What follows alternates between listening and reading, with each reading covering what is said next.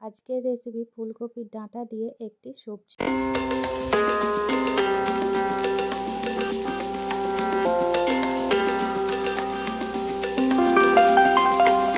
এর জন্য লাগবে বেগুন লম্বা করে কাটা আর ফুলকপির ডাঁটা, আলু আর শিম, যেগুলো আমি একটু অল্প ভাপিয়ে নিয়েছি, আর সর্ষে, আদা আর লঙ্কা, এই তিনটে একসাথে পেস্ট বানাবো, আর টমেটো, লঙ্কা কুচি, ধনেপাতা কুচি, আর মশলা হিসেবে জিরে ধনের গুঁড়ো, নুন আর হলুদ, আর অবশ্যই তেল তো লাগবেই।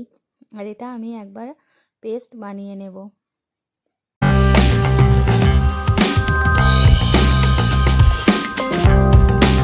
গ্যাস অন করে আমি কড়াইয়ে তেল গরম হওয়ার জন্য দিয়ে দিলাম।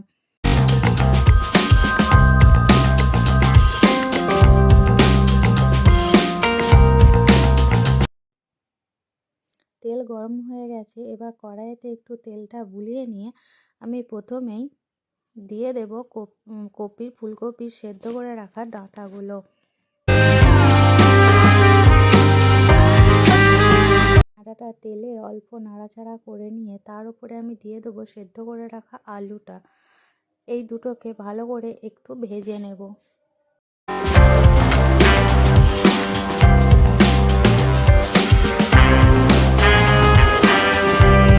এরপর আমি বাকি সবজি দুটোও দিয়ে দেবো, বেগুন আর সেদ্ধ করে রাখা শিমটাও আমি এর মধ্যে দিয়ে দেবো, দিয়ে একটু ভালো করে নাড়িয়ে নেব। ফুলকপির ডাঁটাটা অবশ্যই সেদ্ধ করে নিতে হবে, আর আলু তো আমি সেদ্ধ করে জলটা ফেলেই দিই, আর শিমটাও আমি অল্প ভাপিয়ে নিয়েছি। শিমটা অবশ্য ভাপিয়ে না নিলেও চলবে।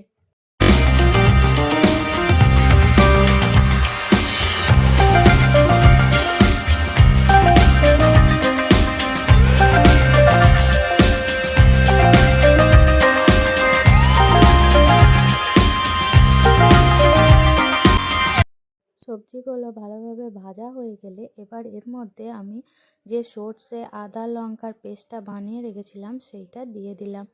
মিক্সির বাটিটা ধুয়ে অল্প একটু জল আমি দিয়ে দিলাম এর মধ্যে। এবার আমি এর মধ্যে দিয়ে দেব গুঁড়ো যে মশলাগুলো রেখেছিলাম, আর এর সঙ্গে একটু ধনেপাতা, কাঁচা লঙ্কা আর টমেটো কুচিও আমি দিয়ে দেবো। দিয়ে ভালো করে নাড়াচাড়া করব, পুরো সবজির মধ্যে মশলাটা মাখিয়েও নেব।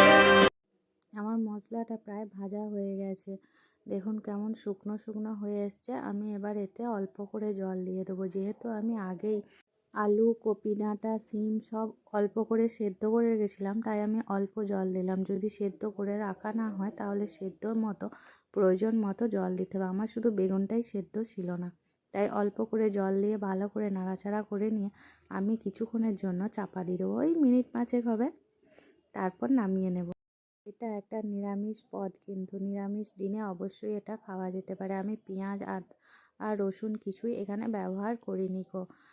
এই সবজিটা ঘরে থাকা জিনিস দিয়েই হয়ে যায়, বেশি কিছু প্রয়োজন হয় না, আর খুব সাধারণ ঘরোয়া পদ্ধতিতে হেলদিও হয়। তাই এটা ভাত এবং রুটি দুটো দিয়েই হয়। দেখুন আমি ঢাকনাটা খুলে দিয়েছি, দেখুন জলটাও মরে প্রায় সেদ্ধ হয়েই গেছে, প্রায় কেন পুরোই সেদ্ধ হয়ে গেছে। তাই আমি একটু ভালো করে ভেজে নেবো, একটু নাড়াচাড়া করে দিয়ে নামিয়ে দেবো পরিবেশনের জন্য। এটা খুব শুকনো শুকনোও হবে না, আবার গ্রেভিও হবে না, হালকা রসও থাকবে। তাই একটু দেখুন ভেজে নিয়ে আমি নামিয়ে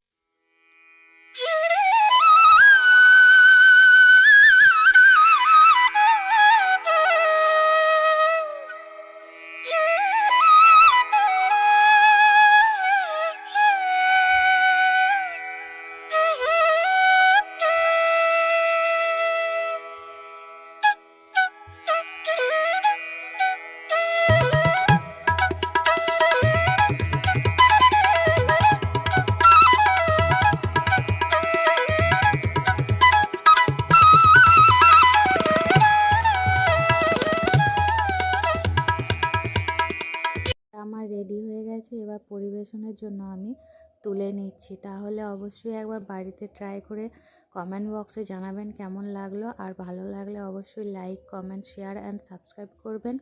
তাহলে দেখা হচ্ছে পরের ভিডিওর সাথে।